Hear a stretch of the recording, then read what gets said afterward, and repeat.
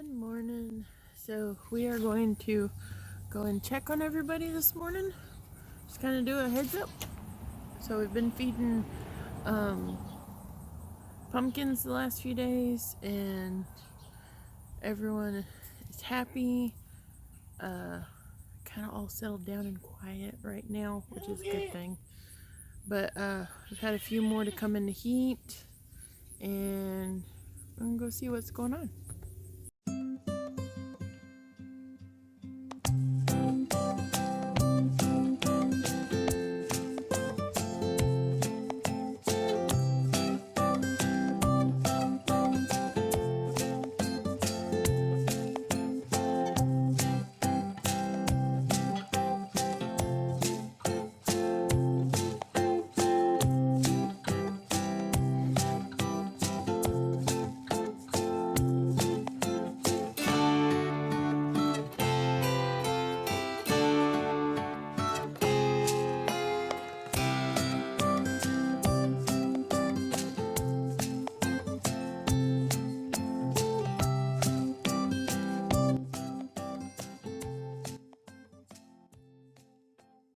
Remnants of pumpkin over here, but we got Nova and Domino and Lucky are in there taking a nap.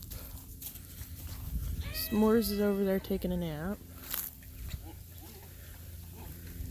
Redneck has been after a few ladies. So Ruby was in heat yesterday, and it looks like maybe Fidela might be coming into heat, or is in heat. Oh wait, maybe we got some tail flagging going on. So I've been marking everything down on the calendar, and right now pretty sure that Ruby, Nora, Jolene, Betty, and now Fidela have been bred, and I honestly can't remember about Elsa. So, but hey, I mean, one pin down and that'd be great. But right now we're looking anywhere from middle of March to beginning of April as of right now.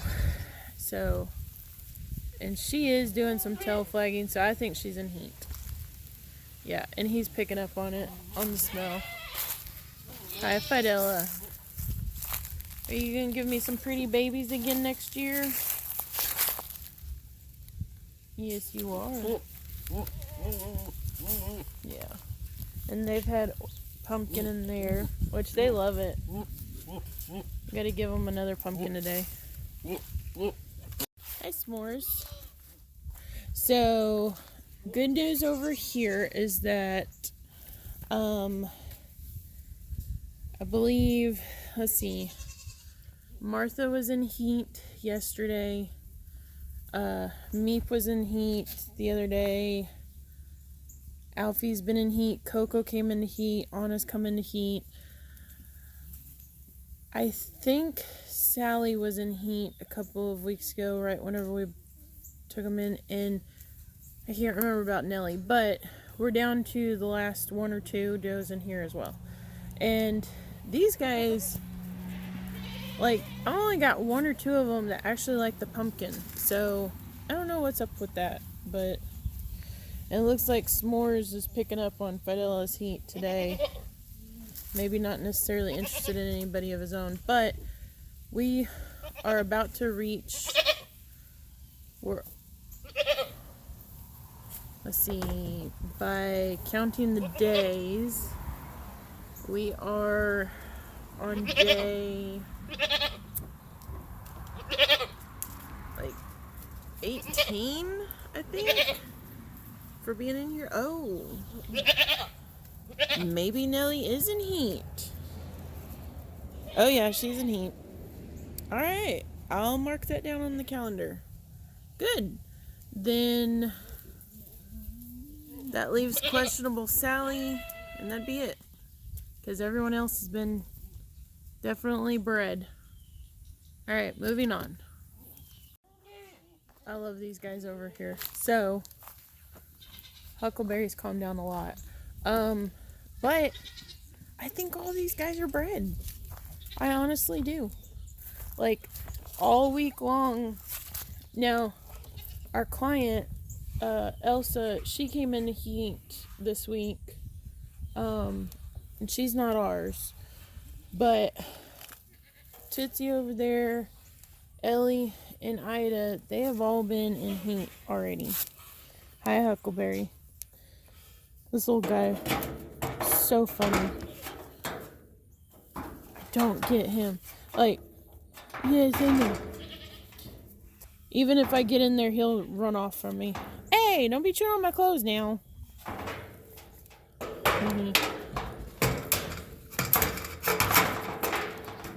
Ida's like, okay, I think I can untie the gate.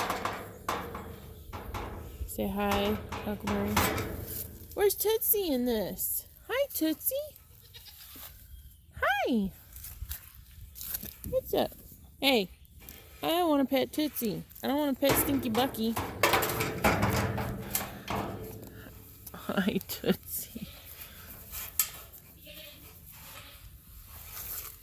Alright, let's go over here to Haas's pen. Their hay bale's almost gone. So is Huckleberry's. So in the next few days we'll have to get hay. Hi, Rosie.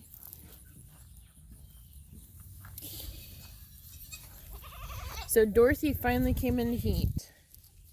And so now I'm pretty sure that Reba had a heat last week. Of course, Reba and Ida are my oldest ones. They are 7 years old. And so the older that the does get, the fewer heats. But they should be, they should be doing okay. They're still really good does. Hi, Frost. Well, Frost, I don't know about. I think she's bred, but I honestly couldn't tell you if she was or not. And I know Floppy is. Yes, you are.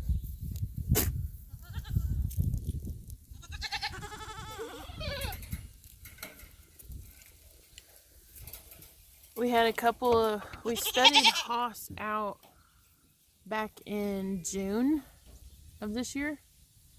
And so all of those does all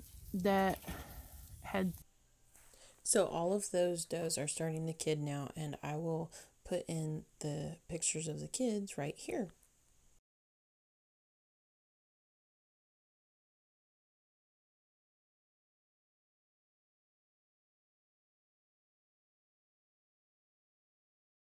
Oh, maybe Reba's in heat. Maybe. Let's see here. But this is one reason why we do the pen breeding, because I want to make sure that I want to make sure, hi Reba, I want to make sure that they go through at least 2 heat cycles, which is about once every 21 to 28 days. And I want to make sure that they go through 2, so if the bucks miss them on the first go around, they get them on the second. So she does look, I don't know, I can't tell if that's discharged or not. Hi, Dorothy.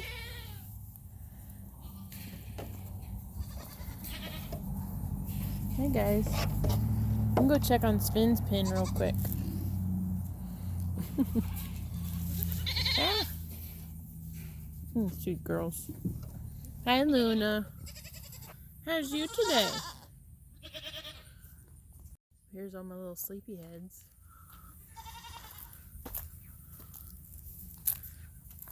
Spot. Hi, Spot. Hi, Spot. Hi, Josephine.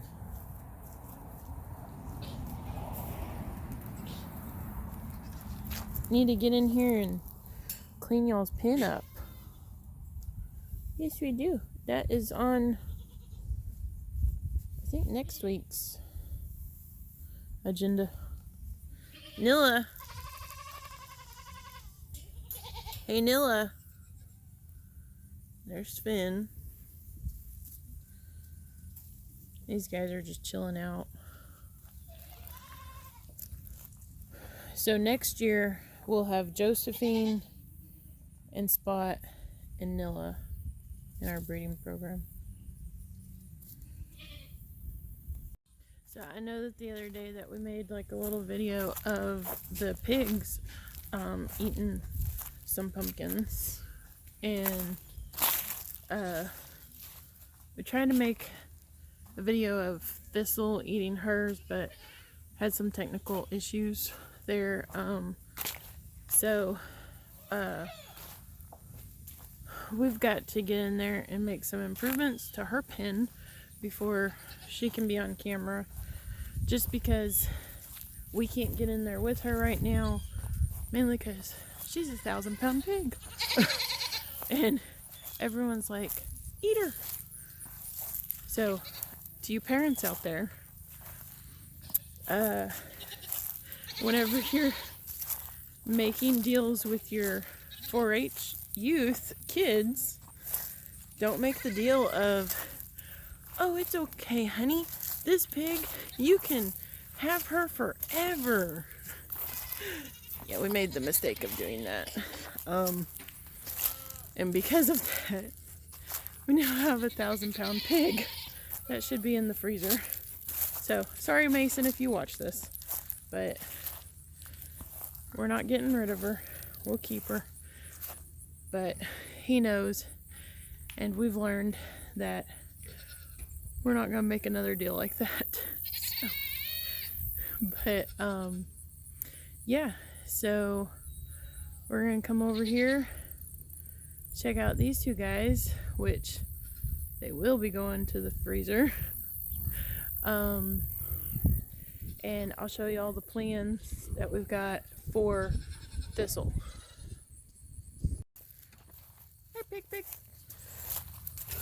Okay, so this is their pen, and they're on a nipple watering system, but they're just two no-name pigs. Anyway, so we've got our cross fencing here. We've got the other half of a silo for their shelter, which, hey, it works out perfect. And then, so their pen is just more or less like about a 25, or maybe no, it's a 16. It's a 16 by 32 pen.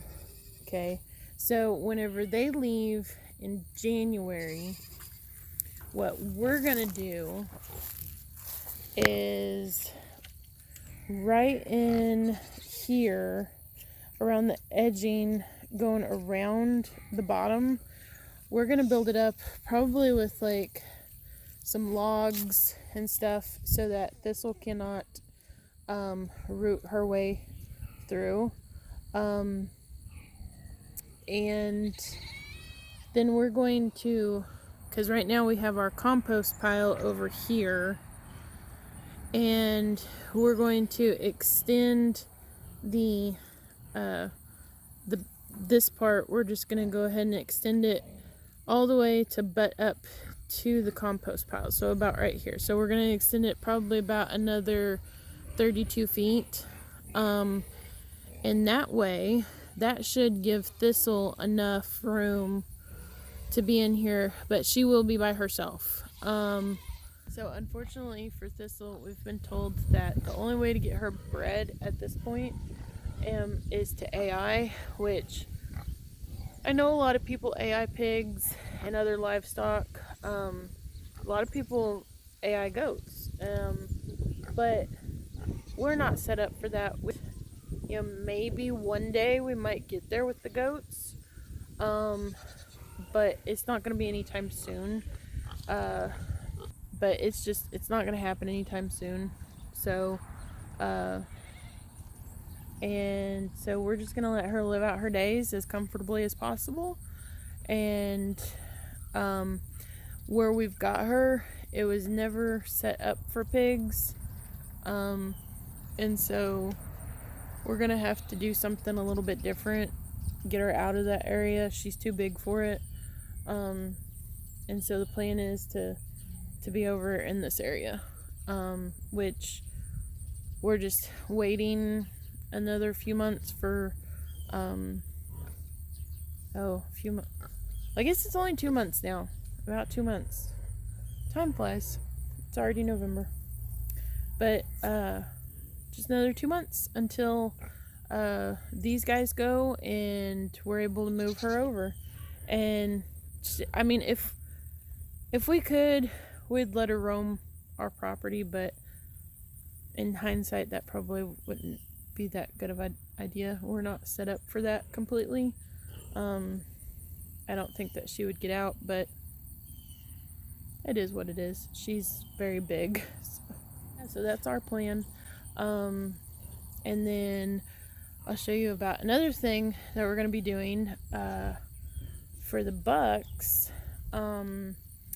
Here I think we'll be starting next weekend, whenever the materials come in.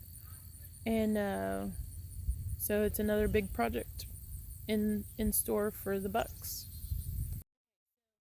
Okay, so I wanted to take over here because I started rambling, but what I'm trying to distinguish is to where in this area where our barn is, it's a junk pile. Next weekend we've got it to where we're going to clean it up. We're going to not take out that tree on the right just yet, but it is growing into the barn, but it is on the plans to eventually take it out. All of that wood pile we're going to clear out of there, all the accessories and junk as far as where I'm pointing, all of that we're going to clear out. The 2 open spots, the right hand side is going to be enclosed and it's going to become a buck shelter.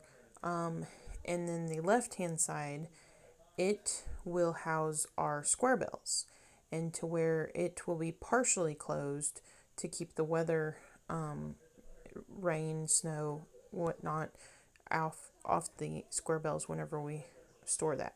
So from that post between the 2 openings, the side of the corner of the barn where the tree is, we're going to come straight out and go all the way up to about where I'm pointing right now, and we're going to go over about probably 25 feet, and that whole area, which is a good 70 yards if not more, we are going to just set up for a buck pen, and it is a lot larger pen than what they are in now, and I can actually have my garden that is where they're housed now. I will actually have that back, but right now we are just waiting on the materials. We've ordered them, but everything is moving really slow. We have a couple more projects for this winter, which I'm excited about, and I'll take y'all along for that, but it'll still be a little while before we start those.